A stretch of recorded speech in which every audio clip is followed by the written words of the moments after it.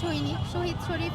ওসমান বিন হাদি আমাদের অত্যন্ত প্রাণপ্রিয় একজন মানুষ ছিলেন, যিনি আমাদের সবার জন্য অনুপ্রেরণা, যিনি পুরো বাংলাদেশের মানুষের জন্য ইনসাফ চেয়েছিলেন এবং তিনি বলেছেন যদি তাকে গুলি করে হত্যা করা হয় আমরা যেন শুধুমাত্র তার হত্যাকারীর বিচার করি, তার হত্যাকাণ্ডের বিচার করি। কিন্তু আমরা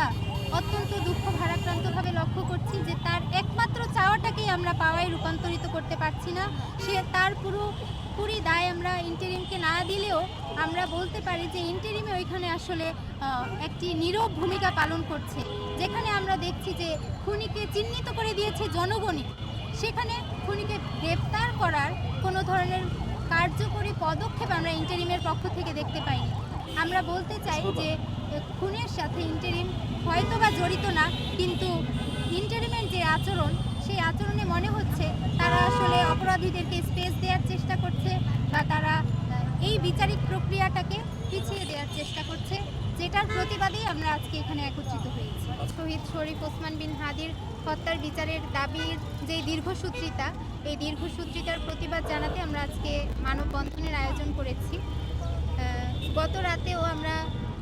ছাত্র সংসদের নারী প্রতিনিধি যারা আছি তারা কথা বলছিলাম এবং এক পর্যায়ে আমরা দেখতে পেলাম যে আমাদের একজন ছাত্রী প্রতিনিধি জান্নাতুল নুসরাত আদন, তাকে কিভাবে অত্যন্ত বীভৎসভাবে অত্যন্ত কুরুচিপূর্ণভাবে স্লাট শেমিং করা হচ্ছে, বিভিন্ন নাম্বার থেকে ফোন দিয়ে মেসেজ দিয়ে তাকে হুমকি দেয়া হচ্ছে। তো যখন এই বিষয়গুলো সামনে আসলো তখন আসলেই অনেক বেশি খারাপ লাগছিল যে আমরা যারা ছাত্র সংসদে নির্বাচনে অংশগ্রহণ করেছি আমাদেরকে বিভিন্ন প্রতিকূল অবস্থার মধ্য দিয়ে যেতে হয়েছে এবং আমরা ইশতেহারে বলেছিলাম যে এই যে নারীদেরকে নিয়ে অনলাইনে হ্যারাস করা হয়, স্লাট শেমিং করা হয়, আমরা এগুলোর বিরুদ্ধে কাজ করব। তো আমরা আমাদের ইশতেহার অনুযায়ী এগুলোর বিরুদ্ধে কাজ করে যাচ্ছি এবং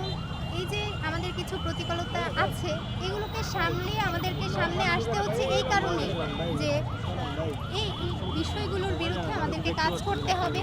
জনসচেতনতা তৈরি করতে হবে এবং এই স্লাট শেমিং, এই হ্যারাসমেন্ট যেন বন্ধ হয় সেজন্য আমরা আজকে একত্রিত হয়েছি।